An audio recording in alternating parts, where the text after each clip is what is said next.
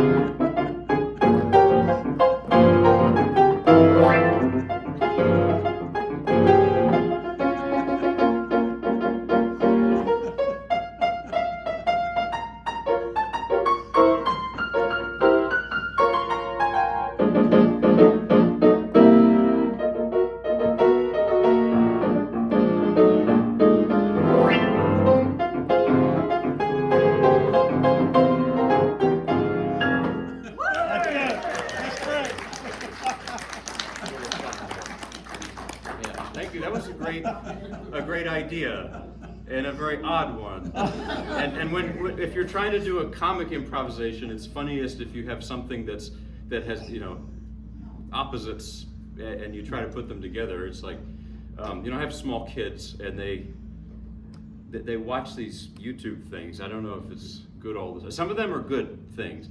And there's this one funny program where there's a guy singing a song. And they're very sticky, these songs.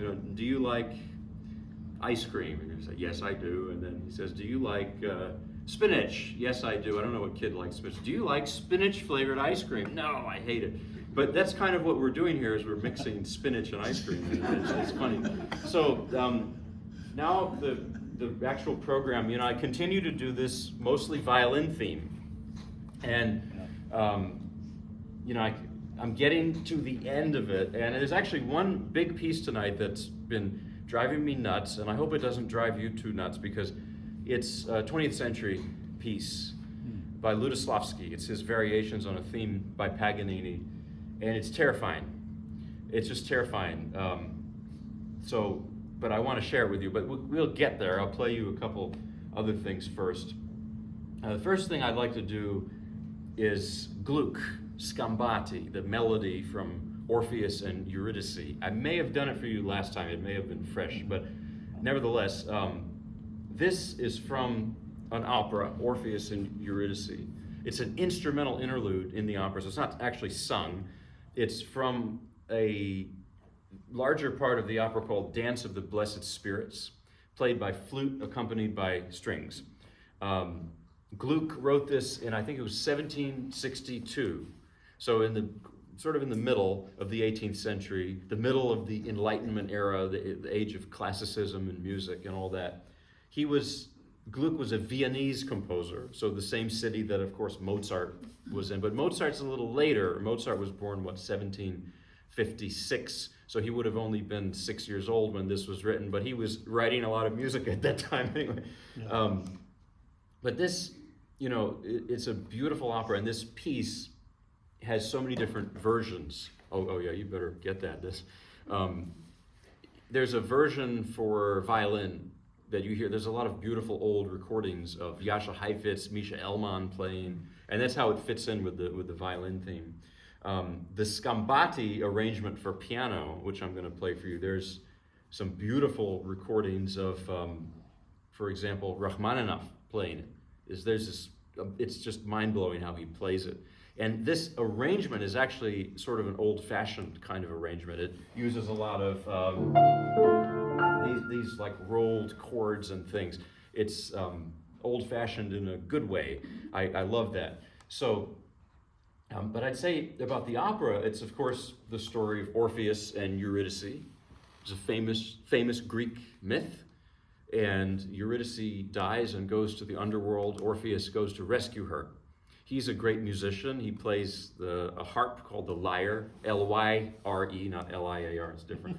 And he goes to charm Hades to convince him to let Eurydice go back up to earth with him. And finally, Hades says, you can take her back, but you just can't, as long as you don't look back while you're going back, Just like the story of Sodom and Gomorrah in the Bible, it's the same, looking back and turning into a pillar of salt.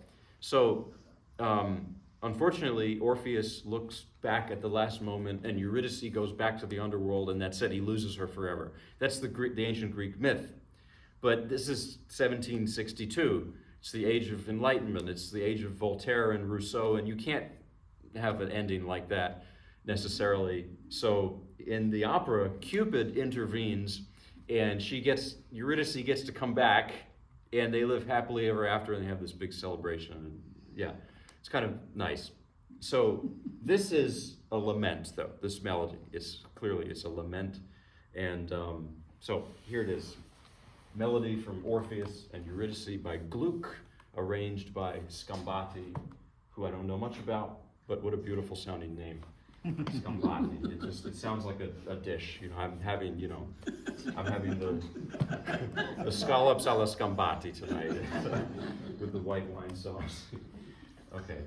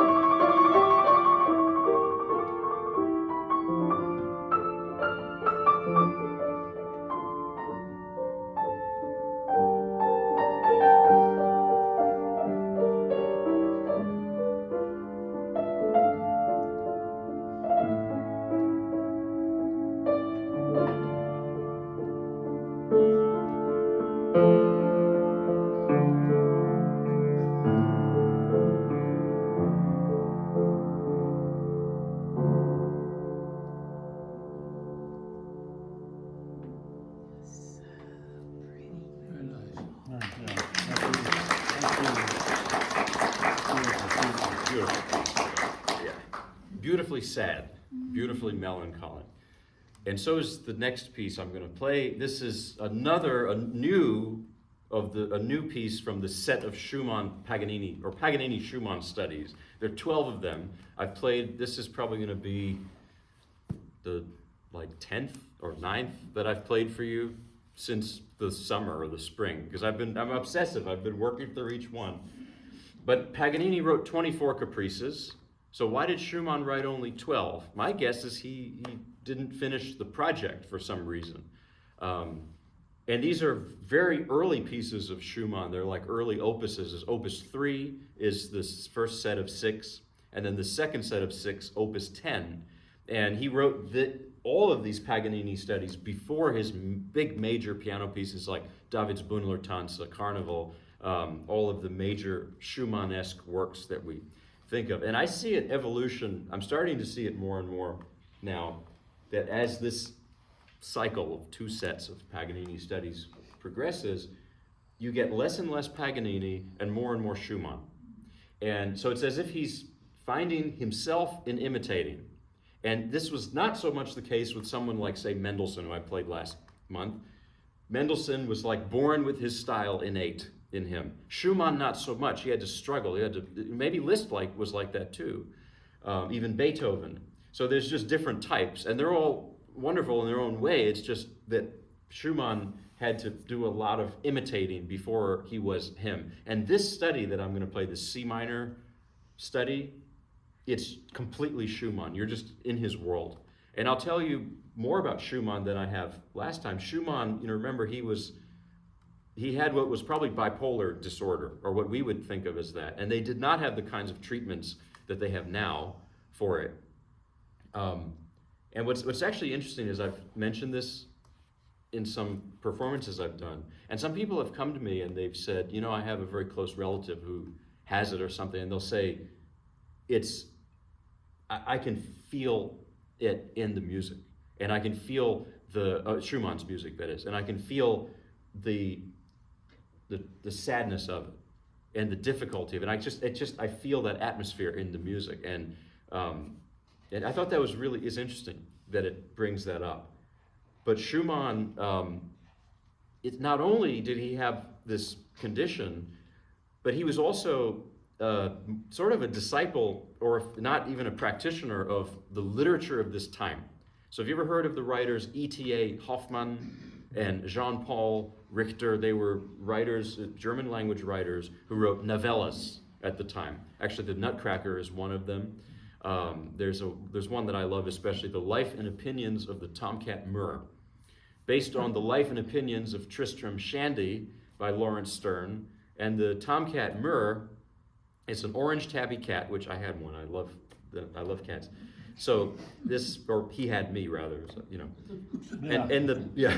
And in the book, in the novella, it's from the perspective of this orange tabby cat who's like a philosopher and a poet, and he's commenting on how uncultured dogs are, and it's hilarious, but it's this fantasy, and that's Schumann's world. It's almost fairy tale like, and Schumann does that with his music. I think that's why his music is not always it's not always easy to get on his wavelength, because he doesn't develop things in a normal way. He doesn't go from A to B to C.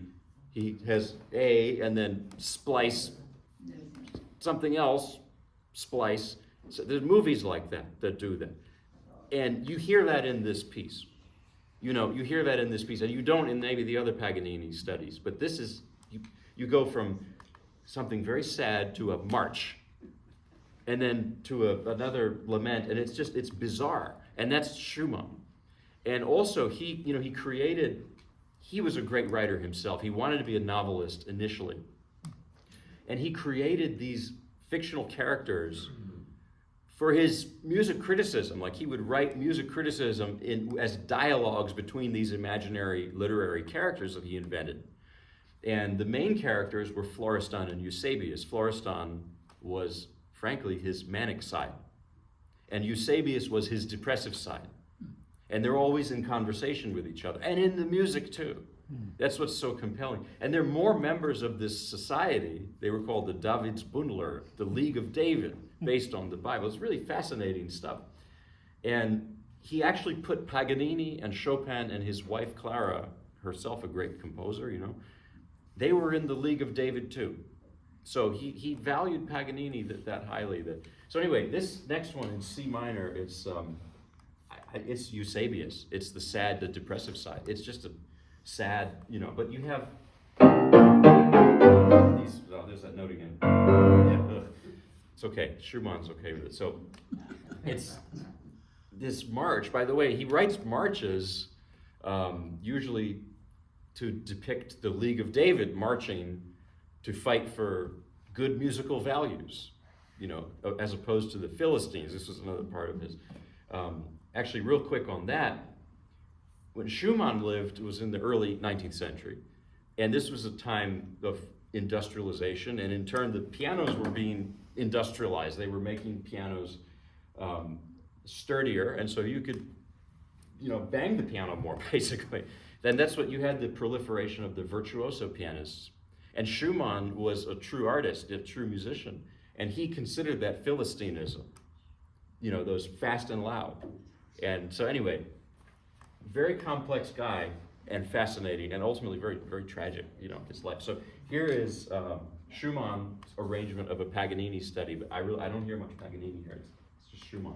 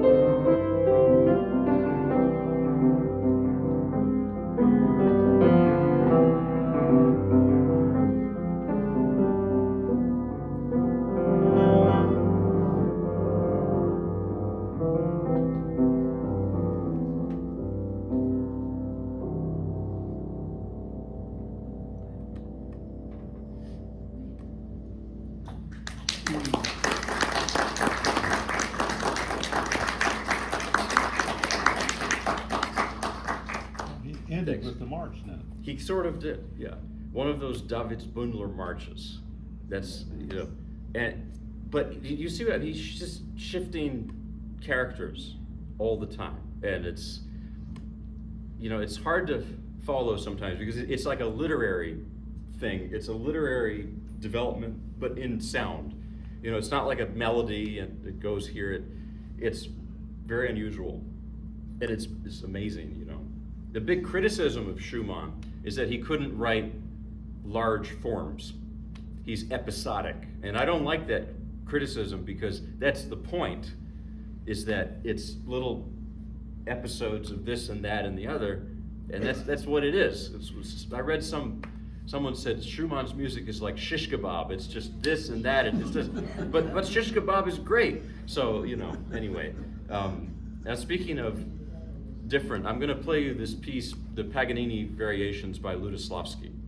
And I beg your forgiveness and understanding in advance for me, for my sake, because it's not quite there yet. It's so difficult to memorize. I have my sheet music. I don't want to say that, but so this is my own arrangement of it, because the original in 1941, Ludoslavsky wrote it for 2 pianos. And then he adapted it into sort of a piano concerto for piano plus orchestra in 1978. And the first thing I want to ask you is, so this is in the middle of the 20th century, and how comfortable are you with sounds like this? Well, just disclaimer. I mean, it may not be all like that, but it's pretty gnarly. It's pretty dissonant. And there's a reason for this. Why is so much 20th century music, why does it sound like that? And a lot of the times, and even me, I would say, I don't always want to hear that style, not all the time. But there's a time and place for it. And I used to teach, students would complain, they said, why do I have to, I don't like this kind of music. Actually, in every case, when I'd assign them to play a 20th or 21st century piece like that, they would change. They would like it after they played it. But I tell them, you don't have to like it, but it happened in music history. So you can't just discard it because you don't like it. And ask yourself why it sounded the way it sounded. Because the 20th century, frankly, was a century of horrors. And unfortunately, I don't know if we're doing a whole lot better in this century. Yeah. But that's what it is. And the story of this piece, by the way, there are certain 20th century pieces. For instance, Arnold Schoenberg's A Survivor from Warsaw. It's a semi-spoken Sprechstimme, cantata-like piece with a narrator. And it's about Warsaw in the 1940s and the Warsaw Ghetto and the Holocaust. And that is, it's so powerful. I had a teacher who said, if you really want to get that style, listen to that, because the narration illuminates the music. And it all makes sense when you put it in that context. And this piece is from a similar context. Ludoslavsky, Witold Ludoslavsky, or Ludosiawski in Polish, he was born in Warsaw, and of course the Second World War happened. And when I was reading, he was an officer in the Polish army, and the Soviets were here, the Nazis were here, and everyone was being killed or being taken to Stalin's gulags. Actually, his brother was taken. And at a certain point, there was just this chaos where the Polish army was just in the middle, and he just walked off. He walked back to Warsaw. I was reading about this. Some people said he deserted. It's not really true. There was nothing to desert. He was just avoiding being killed, 100% being killed in that situation. He walked hundreds of miles back to Warsaw, and there was no work and no money for him. Now I have to point out, had he been Jewish and in the Warsaw Ghetto, things would have been way more terrible. But it's still, outside the Warsaw Ghetto, in the city of Warsaw, it was not especially great. And he made his living performing in bars. Yeah, giving concerts in bars.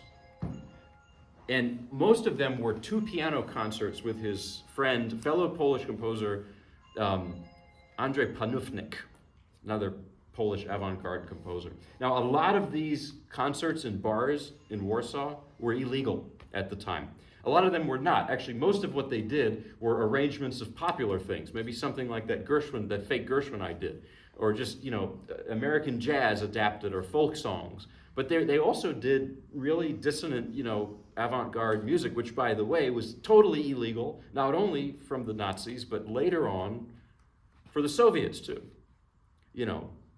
That's another thing about having open ears to this kind of music is it was the most extremist governments that didn't allow this avant-garde music at all. But anyway, back to the story. There's one instance where they were giving a 2-piano concert in a bar, and the SS walked in. and they put their pistols to their temples, the two pianists, and said, "This concert is illegal, and you're going to be shot right now." And the owner of the restaurant walked out and said, "No, these are my employees. They're not his employees. Please let that." They were just playing the piano. They're my employees, and the SS said, "Oh, well, in that case, okay," and they walked off. But this was what it was like. And then, of course, Warsaw was falling completely, and Ludosławski had to rush out with as much as he could carry, and all the music he'd written up until that point, including all those two piano arrangements that he played in the bars, was all destroyed along with everything except this piece. He managed to take it and escape Warsaw with it and survive the war with it. So that's where this piece comes from. Wow. And so my suffering learning it is only a fraction of the suffering that he was. And I say that half jokingly, but deadly serious. And so, yes, it's very, like, try to imagine how he must have felt. And that's why the piece is so thorny. It just can't be, you can't. Theodore Adorno, who was a philosopher and a writer on music especially, he said after the horrors of the Second World War, of Auschwitz, you can't write romantic poetry and melodies. You just can't do it. And so anyway, good luck to all of us. This is just, it's very tricky. And it's the Paganini 24th Caprice, by the way.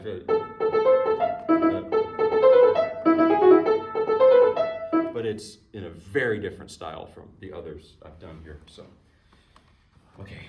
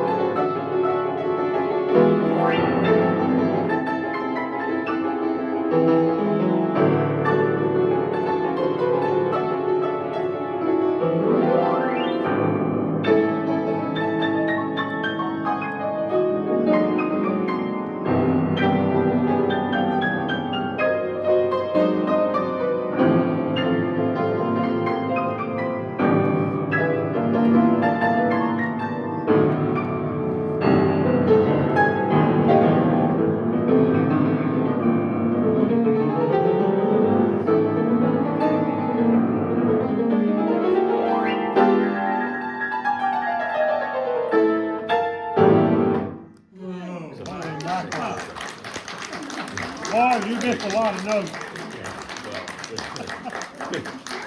Yeah. No. It looks like, well, and I'm also trying to play multiple things at once. It's going to take me time to make more sense. I'm not trying to criticize the tuning of the piano, but it would actually sound better with it too, because I know some of it might sound like it's just random. It's not. There's like in the beginning, you hear this? Yeah. There's actual like chords, and actually some of these are jazz chords actually, but sometimes with the piano being what it is, it sounds muddy. So, okay, and it's also some of it's my fault too, because it's new for me. That's tough stuff. But it's tough stuff, but I think knowing the story explains it. And the same thing with painting. Why do you have those ultra abstract paintings? Because the 20th century was full of so many horrors, and that was a sort of a reaction to it. And how could you write something like I don't know.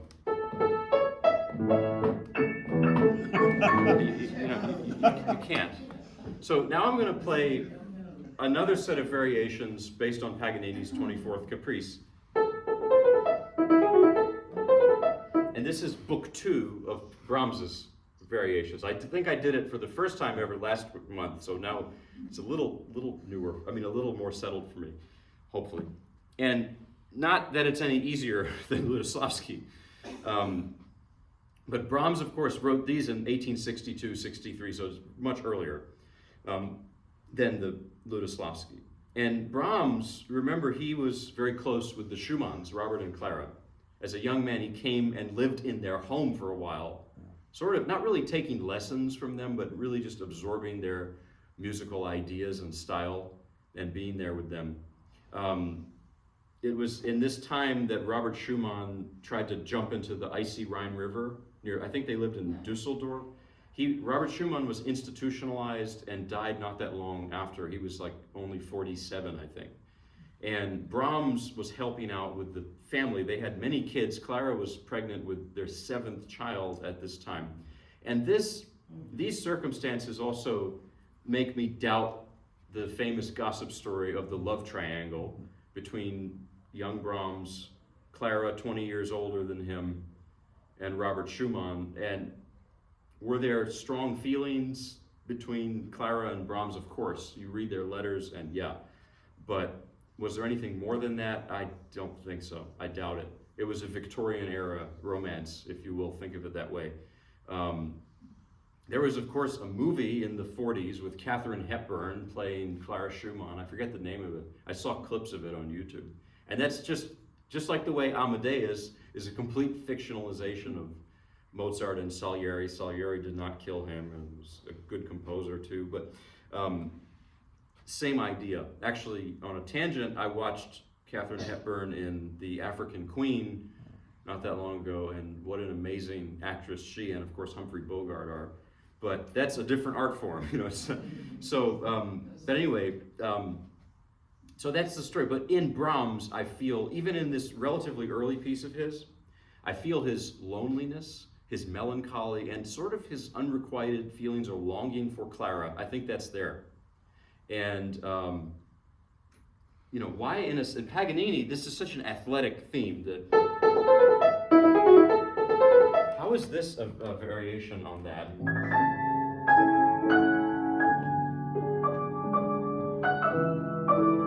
one of them. It sounds almost like.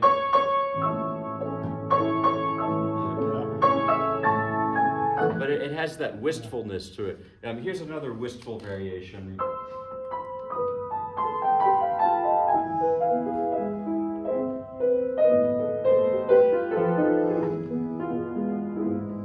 He was only 29 but it sounds older than that.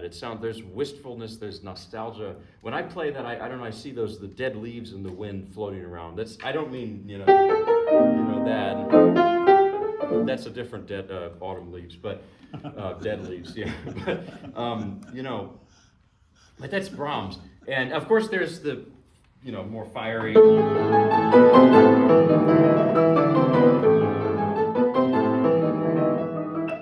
But I think Brahms, and I've said something to this effect last time I was here, I think Brahms was a complicated person, and I think of him as a prickly pear.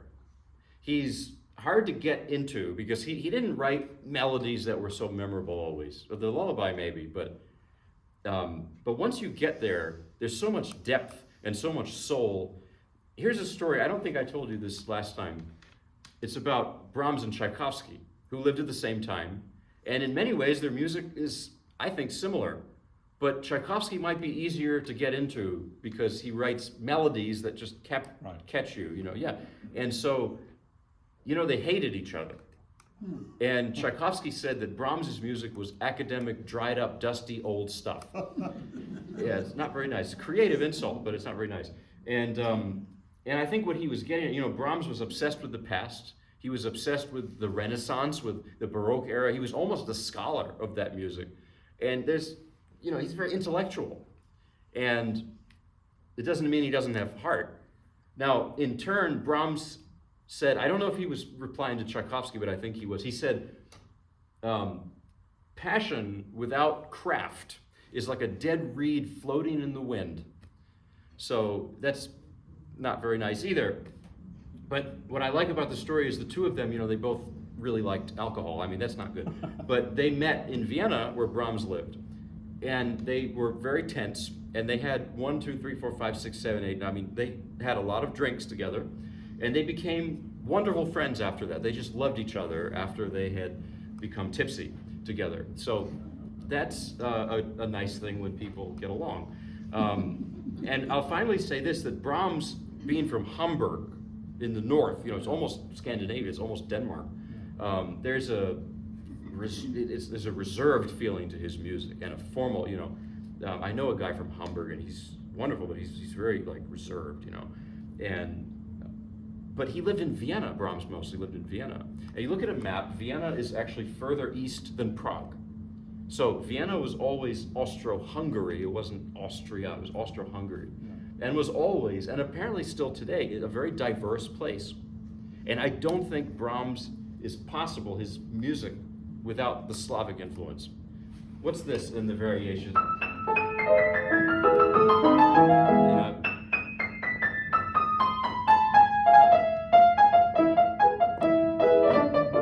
It sounds like klezmer.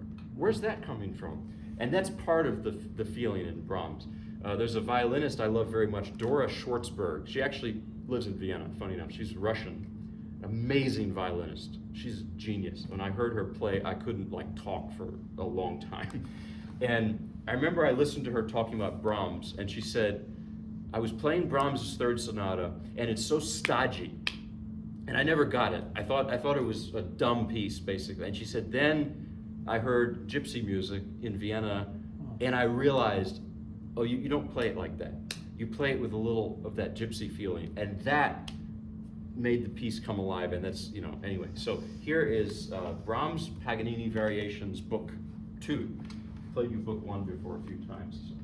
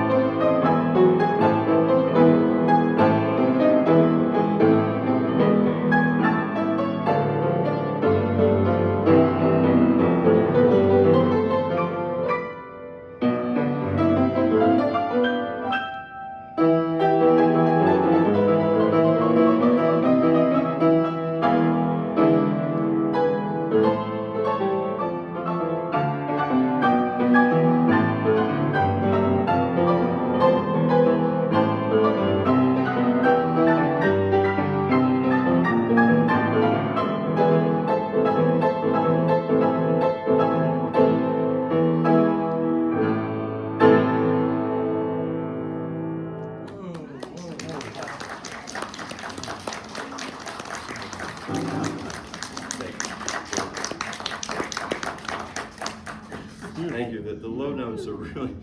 So now I'm going to play you a little old time gospel because that's my other parent, Russian mother, immigrant. Father's an immigrant from Southern Virginia, so this is. I'm going to do "Will the Circle Be Unbroken." There's a lot of different versions of this. You have the really bluegrassy type, but then you have there's blues versions of this too. I think it was Mississippi John Hurt did it, and other blues musicians. So I tried to, or maybe the blues started seeping in a little when I was playing. So here it is. I don't know what this is. It's a different combination of bluegrass and blues. Both have the word blue in it, so there you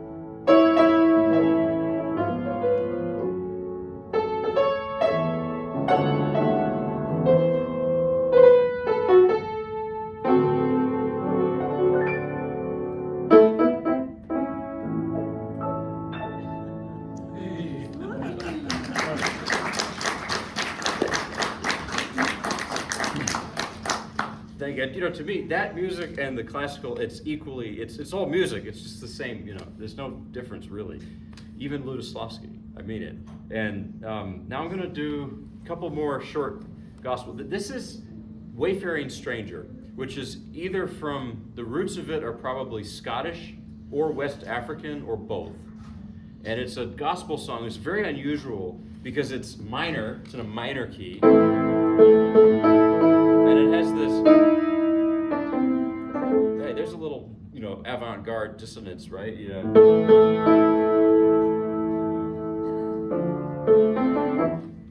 And And what's funny is that E and D sharp is always there.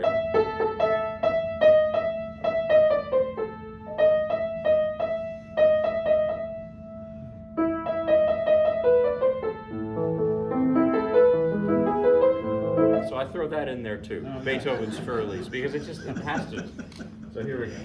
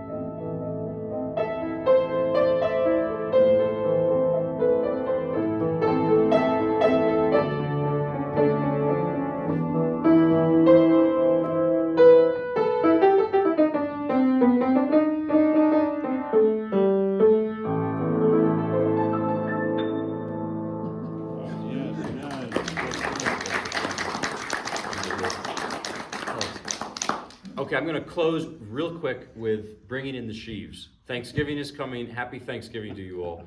There's no real Thanksgiving music, is there? But, well, there's some couple like we gather together. That's it. There's one.